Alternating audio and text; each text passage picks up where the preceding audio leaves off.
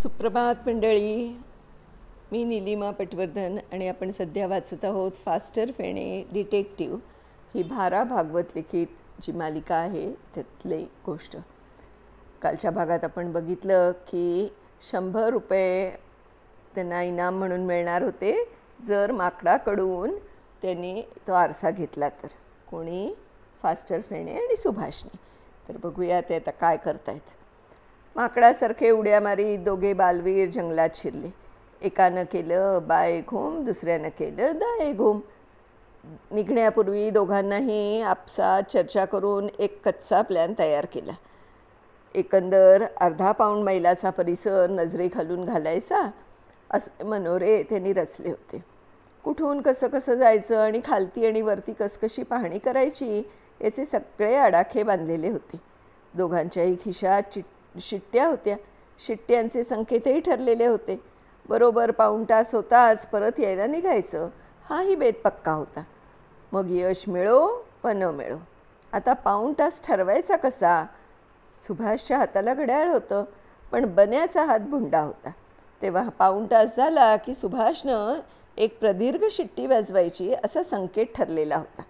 एकीकडं आपल्या आखून दिलेल्या मार्गाने जात असताना सुभाष आपल्या मित्राच्या काटकोळ्या पाठीकडे वळून वळून पाहत होता. अखेर फास्टर फेणे दिसेनासा झाला आणि सुभाषनं आपली दृष्टी सर्वस्वी स्वतःच्या कामगिरीकडे वळवली. पहिल्यानं जवळच्या वृक्षांचे शेंडे त्याने निरखून पाहिले. 2-4 माकडं अजून खिचखिच करीत होती. पोपट, साळुंक्या, दुसरे काही अनोळखी पक्षी कलकल करीत होते. मग त्यानं सभोवतालची झाडं झुडपं न्याहाळून पाहिली. खिशातला हस्तिदंती मुठीचा चाकू काढून त्यानं एक लांब लचक लवचिक काठी कापून घेतली आणि दोन्ही बाजूस तिचे फटकारे मारीत आणि अधूनमधून झाडोरा टोकारीत तो पुढे निघाला. इतक्यात वी वी असे शिट्टीचे 3 तोकडे आवाज त्याच्या कानावर पडले. म्हणजे फास्टर फेणे 300 पावलांवर पोचला होता म्हणायचा. पण एकाच दिशेला गेला होता का तो, की काही ना काही कारणं होऊन त्याला वळणं घ्यावी लागली होती? तो सरळ गेला की वाकडा गेला यावर दोघांमधलं अंतर किती पावलांचं हे अवलंबून. खरंच ना, आपण प्लॅन रचले तेव्हा ही गोष्ट कशी कुणाच्याच लक्षात आली नाही. बाकी शिट्ट्यांचा आवाज इतका बारीक आला की स्वारी बहुता सरळ रेषेत लांबच गेली असावी. काही असो, सुभाषनं आपली शिट्टी तोंडात घालून 2 वेळा वी वी केलं. कारण तो स्वतः 200च पावलं आला होता आणि मग अर्धा तास तो जमीन तुडवीत होता. पण त्याला कसलाही पत्ता लागला नाही. तेव्हा कंटाळून तो एका झाडाला टेकून बसला. बसल्या बसल्या खिशातल्या गोळ्या सगळी तो आजूबाजूला चौकस नजर फिरवत होता. पण कुठेही त्याला माकडाची शेपूटसुद्धा दिसत नव्हती किंवा आरशाची चौकटही. लवकरच तो पेंगायला लागला आणि मग आपल्याला केव्हा डुलकी लागली हे त्यालाही कळलं नाही. एकाएकी मनगटाला खाज सुटल्यानं तो ओय म्हणून ओरडत जागा झाला. ती खाज नव्हती, ते बोचकारे होते. हे कळलं तेव्हा क्षणभर तो घामानं थपथपला. एका माकडीच्या पिल्लानं त्याचं डावं मनगट पकडलं होतं. रिस्टवॉच काढून घेण्याचा त्याचा बेत होता. पण हा माणूस जागा झालेला दिसताच पिल्लू घाबरलं आणि किचकिच करीत धूम पळालं. मात्र त्यापूर्वी सुभाषच्या हातावर त्यानं आपली नखं उमटवली होती. सुभाषनं रागारागानं जवळ पडलेला दगड उचलून त्याच्या दिशेनं भिरकावला आणि त्या चिमुकल्या माकडानं तो चक्क झेलला की ओ, भलती हुशार की लोणावळ्याची माकडं. सुभाषनं मनगटावरचं रक्त टिपलं आणि तो उठून उभा राहिला. आपल्याशीच म्हणाला, हाताला काटे लागले पण घड्याळ काट्यांचं वाचलं हे काही थोडं नाही. अरे पण हे काय? काठेची वेळ दाखवीत होते ती पाहून तो चरकला होता. 4:30ला आपण या मोहिमेवर निघालो आणि आता बरोबर 5:30 वाजलेत. म्हणजे 15 मिनिटांपूर्वीच आपण परतायला हवं होतं. प्रदीर्घ शिट्टी वाजवायला हवी होती. त्यानं पॅन्टीच्या खिशात हात घातला. शिट्टी सापडली नाही. आपण ताणून दिली होती तेव्हा खिशाबाहेर पडली असणार म्हणून त्यानं जवळची जमीन चाचपली. तो चपापला आणि तेवढ्यात पलीकडच्या उंच झाडावरून शिट्टीचा आवाज आला. मी मी मी. त्याने चमकून तिकडं पाहिलं. एक उंच फांदी पकडून मगाचा तो मरकट कुमार बसलेला होता आणि जोरजोरात शिट्टी वाजवत होता. सुभाषचीच शिट्टी होती ती. झोपेतून उठल्यावर त्यानं जे भिरकावलं तो दगड नसून शिट्टी होती. कर्म माझं असं म्हणून त्यानं कपाळाला हात लावला आणि माकडाला दगड मारून पाहिलं. त्याचा तेवढाच उपयोग झाला जेवढा त्या खुंटवाल्याच्या बाबतीत झाला होता.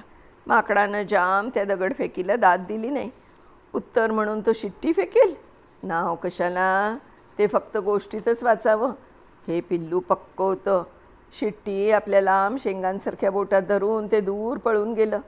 सुभाषला त्यानं उत्तरादाखल जांभूळ देखील दिलं नाही. कावरा बावरा होऊन सुभाष उड्या मारीत रस्त्याकडे निघाला. काय डुकरासारखे झोपलो होतो आपण.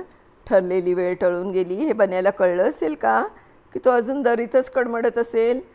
आणि रस्त्या गाठण्यापूर्वी जरा आधी रानातनंच त्याचा दंड कुणीतरी पकडला आणि गुरकावून विचारलं, मिला?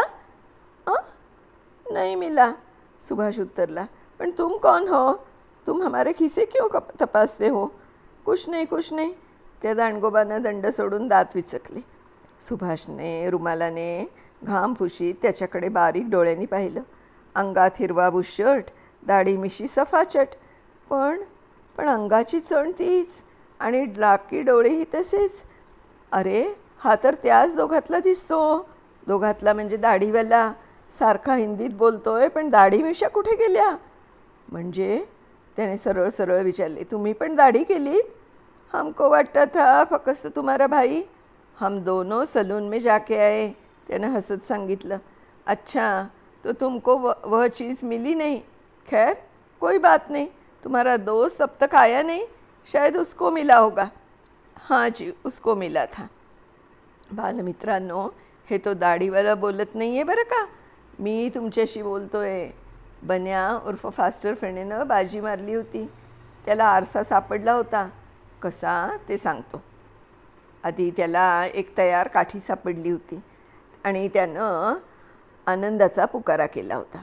मग काठीनं रान झोडपी तो दरीत भटकला होता. बराच वेळ वायफळ पायपीट केल्यानंतर तो एकाएकी थबकला होता. आपल्या डोळ्यांवर उन्हाची तिरीप का येते हे त्याला कळेना. सूर्य तर आता क्षितिजाकडे कल्ला असणार, मग हे वरून ऊन कसं येतं आहे? त्यानं झटक्यात मान वर केली आणि उलगडा झाला. त्याचे डोळे दिपले.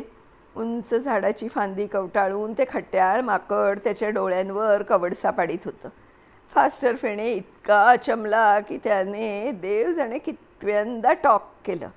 म्हणजे ते आरोपी माकड अजून आरसा पकडून बसलंय तर, आणि बुद्धिमान इतकं की डोळ्यांवर किरण पाडून आपल्याला ते खिजवतं आहे. एवढी बुद्धी या प्राण्याच्या टाळक्यात कुठून उगवली बुवा?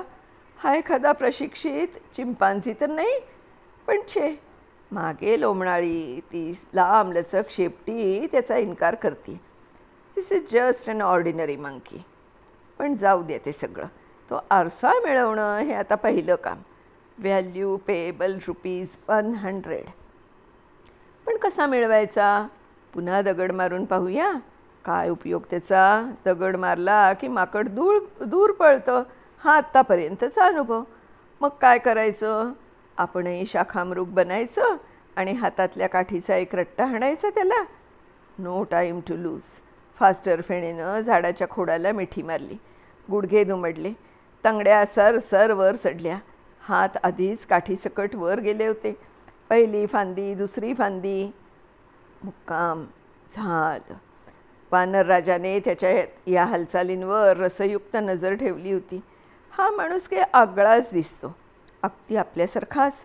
मागे शेपूट पिपूट नाही का? नाही. आणि अंगावर केस पण नाहीत. हे माणसासारखं गुंड्यांवालं कातडं आहे.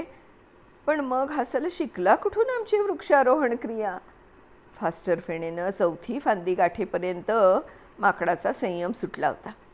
आपल्या अधिराज्यात होत असलेलं हे अतिक्रमण त्याला असह्य झालं. किच किच किच करत त्यानं आजूबाजूला चाचपून पाहिलं. फेकून मारण्यासारखं अस्त्र मिळालं नाही तेव्हा त्या धानरटानं इतका वेळ उपाशी जपलेला आरसा बन्यावर फेकून मारला.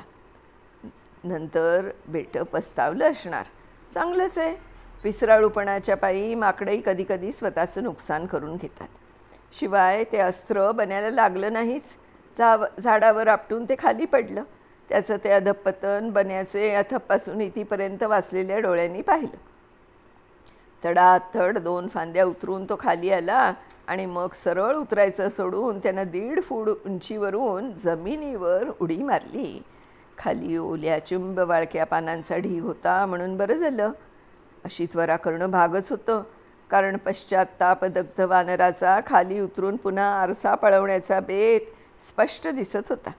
अरे हाड करीत फास्टर फेणेनं त्याला पिटाळून लावलं. तो बहुमोल आरसा त्यानं उचलला. मगाच्या ऑलिम्पिकच्या साजेशा त्या फेकीत आरशाची म्हातारी पाठ मोडली होती. चौकट उचकटली होती. बन्यानं पाहिलं तर आरसा इतका जुना होता की चौकटीला आधार मिळावा म्हणून आधीच कोणीतरी मागं कपड्याचं पॅडिंग केलं होतं. कापड नाही, कागद होता तो. 16 मोळा झालेले ते कागद बन्यानं ओढून काढले. नाही, 16 मोळा कसला, चांगले घडी केलेले कागद होते ते हिरवे. टॉक. हे टॉक इतक्या जोरात उमटलं होतं की कदाचित सुभाषलाही ते ऐकू गेलं असणार. वेगळ्या शिट्टीची जरूरच नव्हती. सुभाष यावेळी झोप काढीत होता ती गोष्ट मात्र वेगळी. फास्टर फेणेच्या या टॉकला जबरदस्त कारण होतं. ते हिरवे कागद म्हणजे नोटा होत्या. प्रत्येक नोट 1000 रुपयांची. अशा 10,000 नोटा होत्या. ठरल्याप्रमाणे शिट्टी वाजवावी म्हणून त्याचा हात खिशात शिरला, मात्र तो तिथंच थबकला. त्याच्या कपाळांवर आठ्यांचं जाळं पसरलं. नाही, आता शिट्टी वाजवून चालणार नाही. आता काही गोष्टी चुपचापच केल्या पाहिजेत, कारण हे प्रकरण सरळ आहे की वाकडं आहे याची आधी खात्री व्हायला हवी. आणि प्रकरण वाकडं आहे याबद्दल लवकरच त्याची खातरजमा झाली. उड्या मारीत दरीतून परत वर चढताना फास्टर फेणेचे डोळे ढुंडाळीत होते. माकडाला नाही, माणसांना. एक माणूस खुंटवाला, दुसरा दाढीवाला. मध्येच त्याच्या मनात आलं, काय अजून पाऊण तास झाला नसेल, सुभाषनं शिट्टी कशी नाही वाजवली. नक्की तासापेक्षा जास्ती वेळ झालेला आहे. मघाच्या वाटेनं न जाता मुद्दामच तो दुसऱ्या वाटेनं वर चढला आणि पालापाचोळ्यावरून शक्य तितक्या अलगदपणे पावलं टाकीत त्यानं रस्त्याची कड गाठली. मघाच्या ठिकाणी नाही, दुसऱ्या ठिकाणी जवळजवळ 50 पावलं अलीकडे. तिथे एका झाडाच्या आड उभं राहून त्यानं डोकावून पाहिलं. ती पॉश गाडी अजून त्या जागी उभी होती. पावसानं सगळा चिखल धुवून नेला होता आणि नंतर कोणीतरी ती पुसून लख्ख केली होती. तिचे टप आता उभे केलेले होते. मघाशी उन्हात टप पाडलं होतं, आता वर होतं. मोटारीपासून जरा दूर सुभाष उभा होता, भांबावलेल्या नजरेनं इकडे तिकडे पाहत. मोटारीच्या पायरीवर बसून एक इसम दुसऱ्या इसमाशी बोलत होता. तो दुसरा इसम उभा होता. दोघेही सिगरेट फुंकीत होते. दोघेही क्लीन शेव केलेले गुळगुळीत चेहऱ्याचे आडदांड पुरुष होते. मघाचेच की, काय आश्चर्य. खुंटवाल्याबरोबर दाढीवाल्याने दाढी उरकलेली होती. कुठून तरी त्यांनी आरसा मिळवला असावा किंवा पाण्यात पाहिली असावीत आपली थोबाडं. पण दाढीवाल्याने बिनदाढीवाले बनावं ही निसंशय एक संशयाची बाब होती. दुसरी संशयाची बाब म्हणजे गाडीची पाटी. गाडीचा नंबर MR पुढे 11 काहीतरी होता. आता पाहावं तर MRS 22 म्हणजे मिस्टरच्या मिसेस झाल्या. हे एक नाटकच होतं. संशय कल्लोळ. फास्टर फेणेची 100% खात्री पटली. त्यानं पुढची कृती फार झपाट्यानं केली. आ गए, थँक्यू सो मच. फास्टर फेणेनं दिलेला आरसा दाढीवाल्यानं आता नाम के वास्ते, खरं म्हणजे बिनदाढीवाल्यानं आभारपूर्वक घेतला. तो हातात फिरवून कडेकडेने जरा पाहिल्यासारखं केलं आणि मोटारीच्या कप्प्यात ठेवीत तो म्हणाला, मैंने तुम्हारा पता लिख लिया है, वहाँ पे मैं 100 रुपये भेज दूंगा. तुम्ही काळजी करू नका. बिनखुंटवाला गोड हास्य करीत म्हणाला, तुम्हाला पैसे निश्चित मिळतील. आम्ही विश्वास न टाकण्यासारखे तर नाही ना वाटत तुम्हाला. कोणीच काही बोललं नाही. मैं इसको चेक देता था, बिनदाढीवाला फास्टर फेणेला सांगू लागला. लेकिन यह लेता नहीं. आणि त्यानं हसत सुभाषकडे पाहिलं. चेक जानते हो ना. जी, फास्टर फेणे म्हणाला. और हम लेंगे चेक, दे दो. दोघा गुळगुळीतांनी एकमेकांकडे पाहिलं. मग बिनदाढीवाल्याने खिशातून चेकबुक काढलं आणि पेन काढून घाईघाईने चेक खरडला. तो क्रॉस केला आणि फास्टर फेणेनं पाहिलं, चेक तर बड्या बँकेचा आहे. पण पुढचं कोणी पाहिलं आहे. इसका नाम लिखा है सुभाष देसाई, चलेगा ना? चलेगा. तो गाडी भी चलेगी. अच्छा, बाय बाय. आणि गाडी निघाली सुद्धा. हां हां म्हणता ती वेगात आली. तिनं वळण घेतलं आणि ती दिसेनाशी पण झाली. सुभाष आता ताळ्यावर आला आणि म्हणाला, बन्या, तू द्यायला नको होता सारसा. का? हे काहीतरी लफडं असल्याचा संशय मला येतोय. माझी झडती घेतली रे त्या चांडाळांनी. काय म्हणतोस? पण ते जाऊ दे. त्या आरशातच काहीतरी लफडं असणार. आणि मोटारची नंबर प्लेट पाहिलीस? सगळं पाहिलं मी. फास्टर फेणेने दणकून उत्तर दिलं. आरशातलं लफडं पण पाहिलं. आरशात त्यांनी 10-10 हजारांच्या नोटा लपवल्या आहेत. बन्या, क्षणभर अवाक होऊन सुभाष त्याच्याकडे पाहत राहिला. बन्या पुढे म्हणाला, दाढी, आपलं बिनदाढीवाल्यानं आत नोटा आहे तशी चटकन खात्री करून घेतली आणि मगच आरसा स्वीकारला. बन्या, सुभाष ओरडला, लक्षणं ठीक नाही. आरशात नोटा कशाला दडवल्या त्यांनी? घाईघाईनं कपडे बदलून दाढ्या का केल्या? मोटारीचा नंबर का बदलला? ते 1000 रुपये म्हणजे भानगडच होती यात शंकाच नाही. आणि त्यांना तू ते परत दिलेस? मग काय करू? ही जागा बंगल्यापासून दूर आहे. एकांत. आपल्याला त्यांनी पळवून नेलं असतं किंवा ठार केलं असतं. तरी पण सुभाषला जवळ ओढून फास्टर फेणेनं त्याच्या कानात एक शॉक गुंतला. ते पैसे माझ्या खिशात आहेत.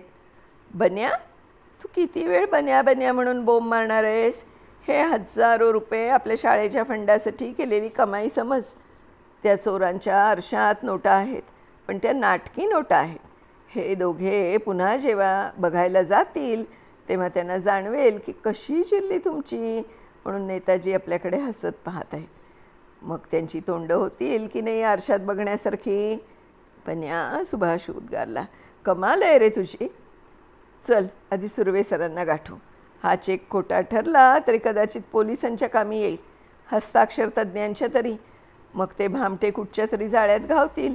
गाजराची पुंगी वाजली तर वाजली, नाहीतर मोडून खाल्ली. हजारो रुपये तर मिळाले. माय गॉड. म्हणजे बन्या, लोणावळ्याचा प्रयोग यशस्वी झालाच की रे शेवटी.